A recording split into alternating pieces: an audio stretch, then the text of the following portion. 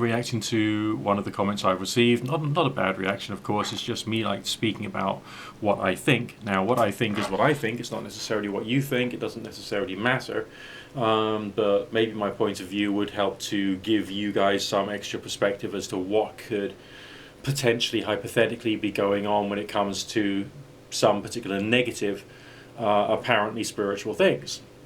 Okay, but remember, this is still hypothetical. It's still based upon either experience or, the folk myths and theologies that are floating around in the world at the moment.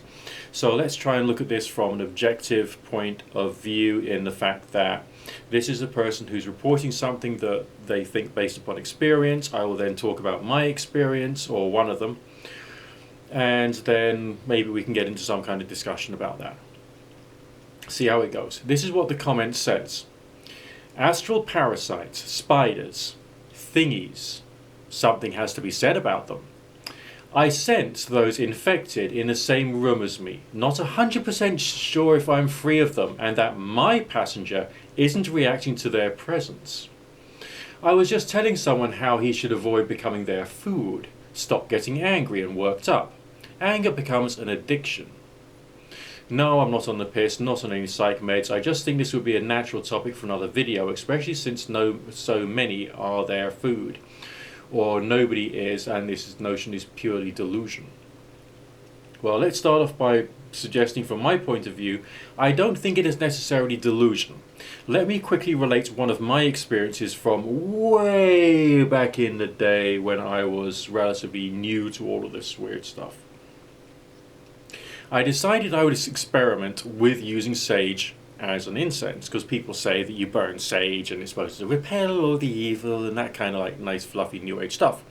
So I thought, okay, I'll just experiment, see what happens, give it a go. Remember, I was doing this at a time when I was unbelievably physically unwell, and so I was obviously very curious about any variety of healing technique. Okay, anything that could possibly help me in one way or another. I wasn't quite sure really what I was looking for, or indeed what particular result I was hoping to get, apart from some miracle that would cure me, but of course that doesn't happen in this world, does it?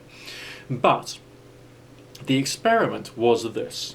I set up my incense burner on a plate on the floor of my bedroom. Not very safe at all. I was using those charcoal blocks. It was a proper incense burner, but it had those charcoal blocks you have to set fire to, and they spark, and then they... it smokes a bit and then they glow. And then when it's glowing, then you put the herbs onto it. And I just had sage from the kitchen, which I think I just stolen from my mother. I was quite young. And I sprinkled the sage on that, and smoke came up. And I decided I would put my head into the rising smoke. Now, when I did this, I felt as if things were being lifted off my head. I felt like there were voices or messages of things being taken away from me, being removed from my energy field, so to speak.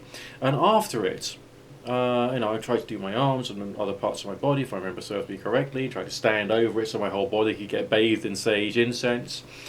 The experience I had afterwards was incredibly mentally clear and incredibly mentally calm. So I'd felt that the incense smoke itself, the sage incense smoke itself, had physically lifted off something from my head. And it had changed my state of being, so there wasn't quite as much evil energy, for want of a better phrase, around in my energy field. This was a very real, very serious sensation. I felt kind of like natural, I felt kind of relaxed, I felt kind of like calm, cleaned, purified somehow. And so it felt like, yes, there was something negative that was being taken off me as a result of the incense smoke, the sage incense smoke. So was that therefore hypothetically some variety of astral parasite, or, as it says here, astral parasites, spiders, thingies, slugs, things latching onto you, energy forms which would have thought, oh, he's got a sickly body, I'll latch onto him and I'll make him even worse. Ha, that'll be fun, won't it? Or something like that, Could that have been one of those things, or some of those things? I think possibly yes. And I think also that when people talk about sage smudging, there is an aspect of some form of truth to that. In fact, it does some detoxification of the energy that the smoke comes in contact with. So, do these things exist? Well, whether these are like actual creatures with a shape and a form and a structure and certain specific properties to them. Okay, could they be? Or is it just like another way of saying dead or gone energy, as spoken of by people like Barbara Ann Brennan in her books Hands of Light and Light Emerging? Or other, was it her? Or was it, anyway, it's written of in spiritual healing books of this, the theory of dead or gone energy, this energy that's present in your energy field, but which is like depleted, knackered, just like, like having a very slow digestive system. You're constipated for ages and you feel terrible because your body's poisoning itself, that kind of thing. But it's in the energy field, it's not in the digestive tract. I think that these things could actually be real. I think that there must be something that people who are involved with occultism either are doing or can be doing to try and reduce these things somehow, and therefore keep a certain level of extra mental control. That combined with activities such as reduction of anger and irritability and stress through regular meditation, and also various ritual practices as well. The hypothesis, I think, of the circle casting is it's about energy balancing. All right, that sort of thing.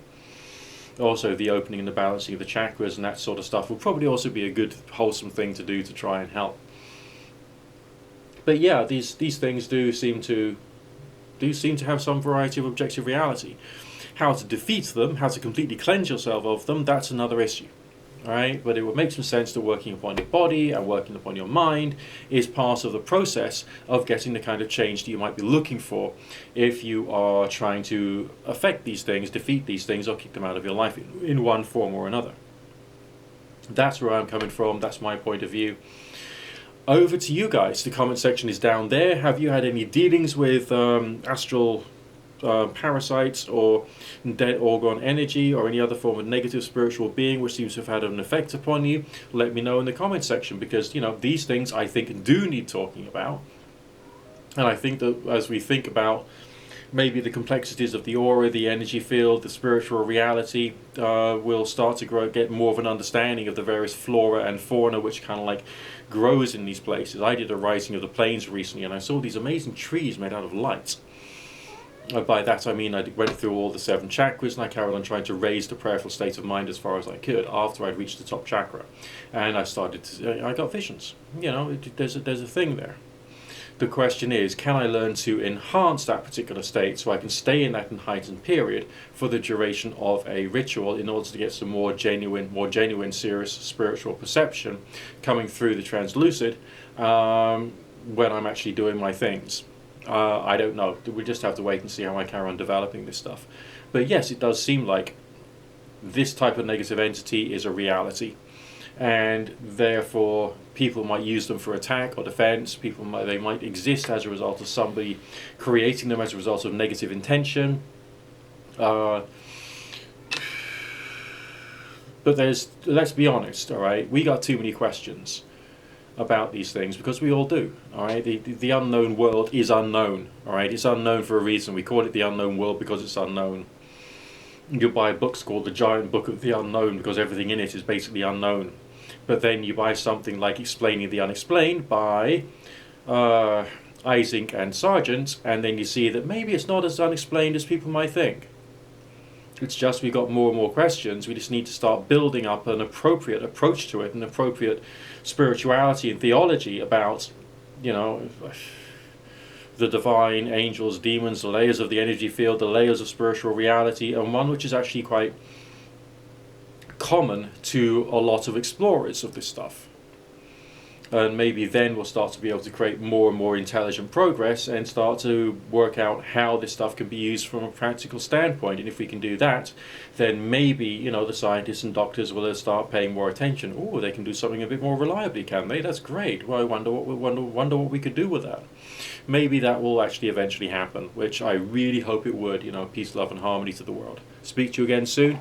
Let me know in the comment section if you've had any dealings with these weird things, and I'll make another video shortly. Keep cool.